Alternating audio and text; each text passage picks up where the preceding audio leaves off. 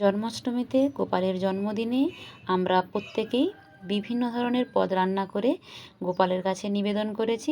আমিও অনেক কিছু পদ রান্না করেছি, তার মধ্যে চিনির লাড্ডু আর গুড়ের লাড্ডু এই রেসিপি দুটো তোমাদের সঙ্গে শেয়ার করছি।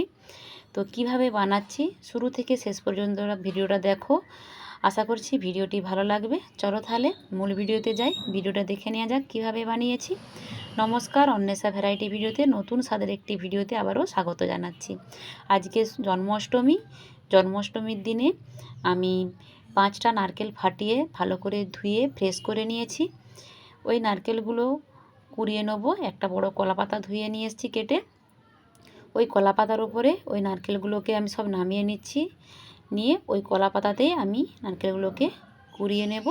পুরো ভিডিওটা দেখো, ভালো লাগবে। আর নতুন বন্ধু হলে বলবো প্লিজ চ্যানেলটিকে সাবস্ক্রাইব করে পাশে থাকবে। আর পুরো বড় ব্লগ ভিডিও আমার ফেসবুকে পেজে আপলোড দিয়ে দেব, তোমরা দেখে নিও। ফেসবুক পেজটিকেও ভালো লাগলে ফলো করে রেখো। আমি একটা কুড়ুনি বঁটি নিয়েছি আর বঁটির সাহায্যে নারকেলগুলোকে সব কুড়িয়ে নিচ্ছি। দেখো, এরকম ধারালোতেও কুড়িয়ে নিতে পারো তোমরা, আবার হাতেও কোরানো যায়, সেরকমও নিতে পারো। আমার সবগুলোই কুড়িয়ে নিয়েছি। কুড়িয়ে নিয়ে অর্ধেকটা আমি করব চিনির, তাই অর্ধেকটা আমি কড়ার মধ্যে দিয়ে দিলাম। দিয়ে এই নারকেলটাকে বেশ কিছুক্ষণ ধরে নাড়াচাড়া করতে হবে, যাতে ঝরঝরে হয়ে যায়।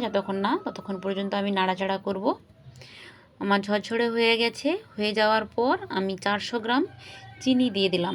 আড়াইটা নারকেল 5টে মালা মানে, আর 400 গ্রাম চিনি দিয়ে দিলাম।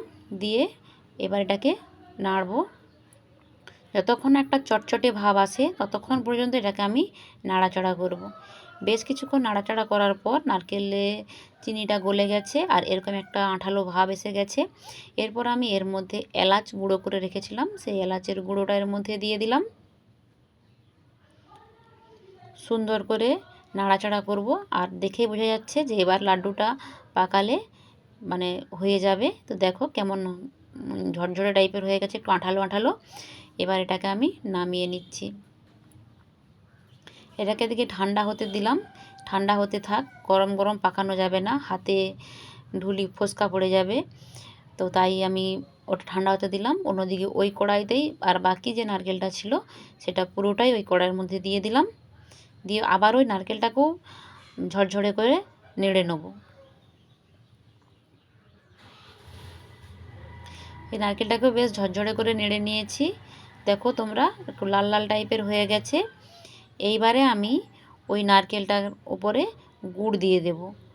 আর ঝরঝরে না হলে গুড় দেওয়া চলবে না কিন্তু। আবার এটাকে নামিয়েও রেখে দিতে পারো তোমরা, দিয়ে গুড়টাকে রেডি করে তারপর আবার নারকেল দিতে পারো।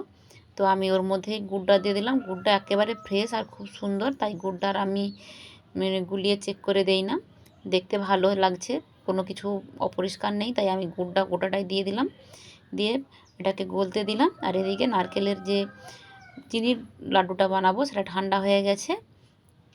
সেটা আমি লাড্ডুগুলোকে গড়ে নিচ্ছি। খুব ঠান্ডা হয় না, হাতে গরম লাগছে, এই অবস্থায় গড়তে হবে। একেবারে ঠান্ডা হয়ে গেলে আবার শক্ত হয়ে যাবে, তখন আর মুঠো করা যাবে না। তো আমি এই অবস্থাতেই এক এক করে সব লাড্ডুগুলোকে বানিয়ে নিচ্ছি চিনিরটাকে। আর ওদিকে গুড়েরটা ফুটছে। এদিকে আবারও এটাতেও আমি এলাচের গুঁড়ো দিয়ে দিলাম। অনেকটাই ফুটে বেশ বসা বসা হয়ে গেছে, আর মানে হয়েই গেছে প্রায়। এবার নামিয়ে নিচ্ছি। চটচটে হয়ে গেছে, আমি আগে নামিয়ে দেখে নিয়েছি। একটুখানি আগে নামিয়ে একটু দেখে নেবেন, ঠান্ডা হয়ে গেলে পাকিয়ে যেটা হচ্ছে কি না। তো হয়ে গেলে নামিয়ে নিয়েছি। নামিয়ে নিয়ে ঠান্ডা করে নিয়েছি। আর ওদিকে চিনিরগুলোকেও সব তৈরি করে নিয়েছি। আর গুড়েরটাকেও ঠান্ডা করে নিয়ে অল্প অল্প করে নিয়ে হাতে করে গোল করে পাকিয়ে নিচ্ছি। দেখো কত সুন্দর পেকে গেছে। চিনিরগুলোও হয়ে গেছে আর গুড়েরগুলো এক এক করে সব করে নিচ্ছি। এরকমভাবেই আমি সব লাড্ডুগুলোকেই পাকিয়ে নেব। আমার সব লাড্ডুগুলোই পাকানো হয়ে গেছে। তো আমার লাড্ডু রেসিপিটি কেমন লাগলো কমেন্ট সেকশনে জানাবে। আজকে বিদায় নিচ্ছি, টাটা।